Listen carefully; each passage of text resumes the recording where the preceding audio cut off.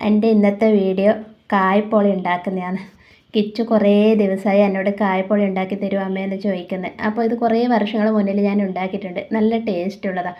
അപ്പോൾ ഞാൻ വിചാരിച്ചു മഴയല്ലേ, അപ്പോൾ സ്കൂളിൽ വിട്ട് വരുമ്പോൾ ചൂടോടെ കഴിക്കാമല്ലോ എന്ന് വിചാരിച്ചു. അത് ഉണ്ടാക്കാൻ നോക്കുമ്പോൾ കുറച്ച് സാധനങ്ങളുടെ കുറവുണ്ട്. അപ്പോൾ നമ്മുടെ ഈ വീട്ടിൻ്റെ അടുത്ത് തന്നെ കടയുണ്ട്. അപ്പോൾ അവിടെ പോയിട്ട് വാങ്ങിച്ചിട്ട് വരാമെന്ന് വിചാരിച്ച്. അപ്പോൾ റോഡുമിൽ ഇറങ്ങുമ്പോൾ റോഡ് നിറച്ച് വെള്ളമാണ്. റോഡും തോടും എല്ലാം ഒരുമിച്ചായിട്ടുള്ളത്. അങ്ങനെ ഞാൻ കടയിലെത്തി. നമ്മുടെ വീട്ടിൻ്റെ അടുത്തുള്ള കടയാണിത്. കടയിലെത്തി സാധനം വാങ്ങിച്ച് ഞാൻ തിരിച്ച് വീട്ടിലേക്ക് വരുന്നു. അങ്ങനെ ഞാൻ വീട്ടിലെത്തി.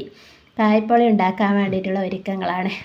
അത് ഞാൻ ചാറെടുത്തിട്ട് അതിൽ 3 മുട്ടയാണ് ഞാൻ പൊട്ടിച്ചൊഴിച്ചിട്ടുള്ളത്.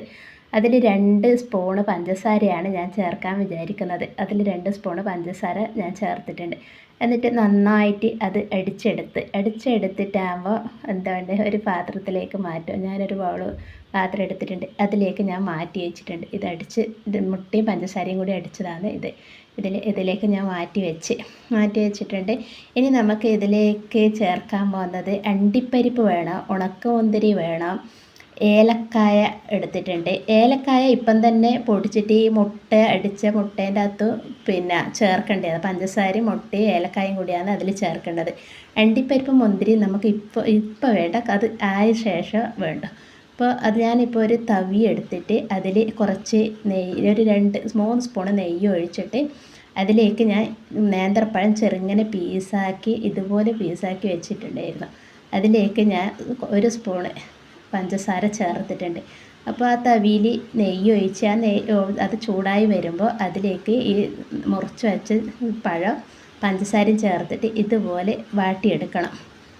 നല്ലോണം വാട്ടേണ്ട, ഒരു ചെറിയ കളർ മാറ്റം മതി. എന്നിട്ട് അത് നന്നായിട്ട് തണിഞ്ഞതിന് ശേഷം ഒരു പാത്രത്തിലേക്ക് മാറ്റി വെക്കുക. നന്നായി തണിഞ്ഞതിന് ശേഷം ഇതുപോലെ ഒരു പാത്രത്തിലേക്ക് മാറ്റി വെക്കുക. അത് കഴിഞ്ഞിട്ടാകുമ്പോൾ നമ്മൾ മുട്ട അടിച്ച് വെച്ചിട്ടുണ്ടല്ലോ, പഞ്ചസാരയും ഏലക്കായെല്ലാം കൂട്ടിയിട്ട് മുട്ട അടിച്ച് വെച്ചിട്ടുണ്ടല്ലോ, ആ അടിച്ച് വെച്ച മുട്ട നമ്മൾ ഈ വാട്ടി വെച്ച പഴത്തിലേക്ക് ഒഴിച്ചിട്ട് ഇതുപോലെ നന്നായിട്ട് ഇളക്കിയെടുക്കുക. നന്നായിട്ട് ചെയ്യുക. ഇതുപോലെ നന്നായിട്ട് ഇളക്കിയെടുത്തിട്ടാകുമ്പോൾ നമ്മൾ ഇതുണ്ടാക്കാൻ വേണ്ടിയിട്ട് ഒരു ചെറിയ തവി പോലത്തെ പാത്രമാണ് എടുത്തിട്ടുള്ളത്. അതിലേക്ക് എന്ത് വേണം, ഒരു 2 സ്പൂണ് നെയ്യ് ഒഴിക്കുക. ഞാൻ ഉണ്ടാക്കുന്ന രീതിയാണ് ഞാനീ പറയുന്നത്. എല്ലാവരും എങ്ങനെ ഉണ്ടാക്കാമെന്ന് എനിക്കറിയില്ല. ചിലവരുണ്ടാക്കുന്ന ചില മാറ്റങ്ങളുണ്ടാവും. അപ്പോൾ ഞാൻ ഉണ്ടാക്കുന്ന രീതി ഇത്. അപ്പോൾ അതിലേക്ക് നെയ്യ് ഒഴിച്ചിട്ട് നമ്മൾ ഇതൊക്കെ ആക്കി വെച്ച കൂട്ട് ഇതിലേക്ക് മാറ്റി ഒഴിച്ചു വെക്കുക. ഇതുപോലെ ഒഴിച്ചിട്ട് നന്നായി ഇങ്ങനെ ഒഴിച്ച് വെച്ചിട്ടാകുമ്പോൾ ആ തവി നല്ല വൃത്തിക്ക് ഇതുപോലെ ഇളക്കി കൊടുക്കുക. ഇതാക്കിയിട്ടാകുമ്പോൾ ഇങ്ങനെ നന്നായിട്ട് ചെയ്ത് വെക്കുക. ഇതുപോലെ ചെയ്ത് വെച്ചിട്ടാകുമ്പം ഇതിലേക്ക് നമ്മൾ ഇതിൻ്റെ അടുപ്പുണ്ടല്ലോ, ആ മൂടി എടുത്തിട്ട് അതിലേക്ക് വെക്കണം. അതിലേക്ക് നമ്മൾ എന്ത് വേണം, കുറച്ച് നെയ്യ് ഒഴിച്ചിട്ട് ഒരു തവിയിലേക്ക് നെയ്യ് ഒഴിച്ചിട്ട് നമ്മൾ ആദ്യം കാണിച്ചെന്നല്ലോ ഞാൻ അണ്ടിപ്പരിപ്പ് മുന്തിരി എടുത്തിനല്ലോ, അത് ഇതിലേക്ക് വാട്ടിയിട്ട് നമ്മൾ ഇപ്പുറം മൂടി വെച്ച് കായ്പോള ആക്കി വെച്ചിട്ടുണ്ടല്ലോ, അപ്പോൾ അതിലേക്ക് ഇതിങ്ങനെ വറുത്തിടുക.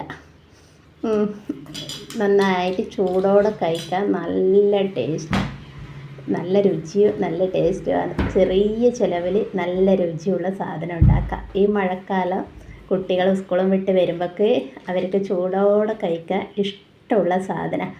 എൻ്റെ മോന് ഭയങ്കര ഇഷ്ടമാണ്.